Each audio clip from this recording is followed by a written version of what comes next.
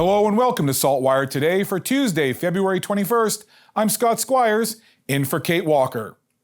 There's new ownership coming to the Halifax Mooseheads.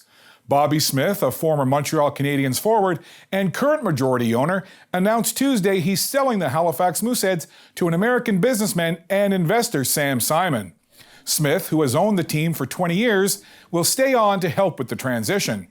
I'm really excited to see the plans he has for this team, the way that he's going to use his business acumen to move this franchise forward. And I have to say, let's face it, after 20 years, any good ideas I've had, we've already put into place. So it's time. It's time. Simon said he and his family fell in love with Halifax, and his son Peter said they'll be traveling to the city regularly. Smith said it's time for a new set of eyes, and Brian Urquhart, president of the Mooseheads, said it's historic and exciting for the team. We'll have more on the Mooseheads at SaltWire.com. Atlantic premiers have announced a new physician registry which will eliminate paperwork and additional licensing requirements for physicians looking to work in the region. The registry, which is set to launch on May 1st, is expected to improve physician mobility in the region. Terrence McEachern has more on this at SaltWire.com. It should be a busy night at Halifax City Hall as residents will have their say on proposed regulations to short-term rentals like Airbnbs. Council is considering placing restrictions on short-term rentals in HRM, like limiting them to a host's primary residence in residential zones. Councillors debated this issue in December, and it will be back again at Council in April.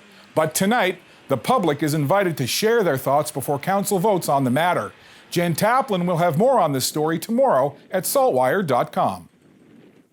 It's TickTock time with Alistair Alders, our specialist on all things weather-related. Today, it's about freezing rain and ice pellets. Get ready to learn all about what makes these two weather phenomena so different. Let's dive right in. Do you know the difference between freezing rain and ice pellets? Freezing rain is often considered the most dangerous type of winter precipitation, but many people confuse it with ice pellets, and there's certainly a difference between the two.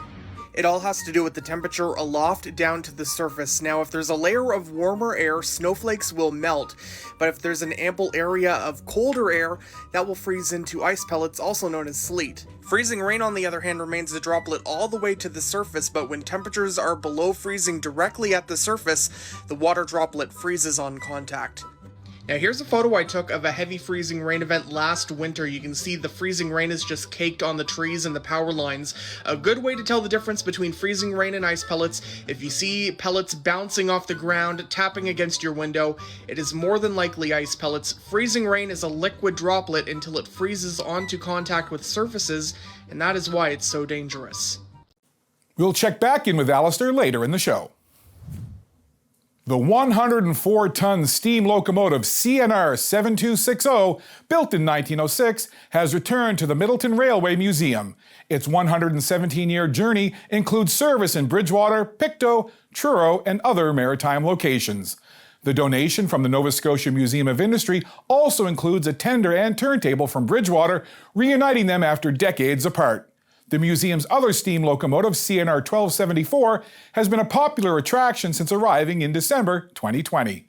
With the two engines side by side, visitors can compare the original steel cab with the handmade replica of 1274's wooden cab. You can find out more on this story at SaltWire.com. SaltWire Network is a proud sponsor of the 2023 Prince Edward Island Canada Games. And on today's Atlantic Sports Wire, we take you back to Saturday when the Games officially opened with a spectacular ceremony and heartwarming tributes to the athletes, coaches, and volunteers. Special guests like PEI Premier Dennis King were on hand to deliver powerful words about the importance of sport and its ability to bring communities together. The crowd cheered and applauded as the athletes marched in proudly wearing their respective colors. The games will continue over the next 2 weeks, so be sure to visit saltwire.com for more stories and updates from the games. Time now for a glimpse of today's Thinking Out Loud with Sheldon McLeod. Today, Sheldon is speaking with Parker Dunham on the passing of Jim Nunn. What did you recall, or what can you tell us about that first time that you met Jim Nunn? I probably met him at a political convention or something like that, or I may have been brought into the Halifax studio to do some kind, I don't specifically remember, but I mean, I was a journalist, he was a journalist, so it was probably at some news event. And he was a striking figure. He was tall, I don't know, 6'3" maybe, and handsome, and very assertive, and made his presence known.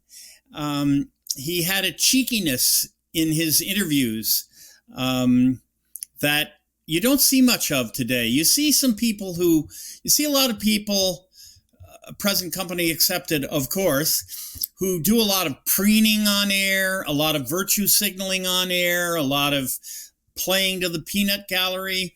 But Jim just liked to poke and prod, and he always punched up. He liked to punch, but he always punched up. He liked to, he liked nothing better than to interview a stuffed shirt and poke the stuffing a bit. For Sheldon's full article, you can visit the opinion section of SaltWire.com. Now to see what's coming up in the forecast, we're going to check in once again with our weather specialist, Alistair Alders. Alistair? Thanks, Scott. Well, after a rainy Heritage Day, the sunshine was back here in Halifax, and temperatures relatively mild, especially for this time of year. Now, we do have a cool down on the way, and more unsettled weather will be returning to the forecast. This evening, though, partly cloudy skies, and the temperature near -3 inland, closer to 0 in the city. And a chilly start waking up on Wednesday morning near -9, but a nice, bright, sunny start to the day. Mainly sunny as we go through the afternoon, up to a high of 4 degrees on Wednesday afternoon. Changes do come, though. We have a pair of weather systems that will slide south of Nova Scotia Thursday and Friday. The first system on Thursday likely to bring some flurries, maybe at times periods of light snow, not a whole lot. Then Friday, more widespread snow and flurries are in the forecast for Halifax. Now, it looks like during this period of 2 days, so Thursday and Friday, we could see about 5 to 10 centimeters of snow in Halifax. The potential for more, still some uncertainty. This system has been severely overhyped throughout the weekend, but it looks like at least 5 to 10 centimeters of snow in Halifax during that 2-day period. I will be keeping a very close eye on it. Temperatures also going to be well below the freezing mark Thursday through to Sunday. Scott. Thanks, Alistair. That's all for now. For more extended video and full online articles, stay tuned to SaltWire.com. And you can find us on Instagram, Twitter, TickTock, and YouTube. I'm Scott Squires. Thank you for spending some time with us on SaltWire today. We'll see you back here tomorrow.